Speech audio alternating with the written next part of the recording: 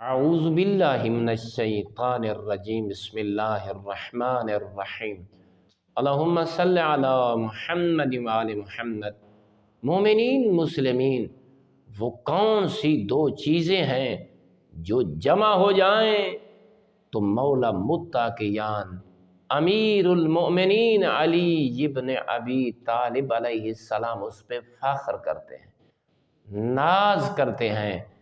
مولا فرماتے ہیں وہ دو چیزیں جو جمع ہیں، اس سے اور کوئی دو چیزیں یا زیادہ ہوں وہ افضل نہیں ہو سکتی۔ مولا نے فرمایا جہاں علم بھی ہو اور حلم بھی ہو، ان چیزوں سے اور کوئی دو چیزیں زیادہ افضل ہو سکتی ہیں؟ مولا نے فرمایا نہیں، علم اور حلم کا مقابلہ کوئی چیز نہیں کر سکتی۔ جب دو یہ چیزیں جمع ہو جائیں تو ہر شے سے یہ افضل ہیں۔ میں تم سے پوچھتا ہوں، یہ بتائیں مومنین مسلمین، ہم علم سے کتنی محبت کرتے ہیں؟ ہم علم کو اپنی جہالت سے کاٹنے کی کوشش کرتے ہیں۔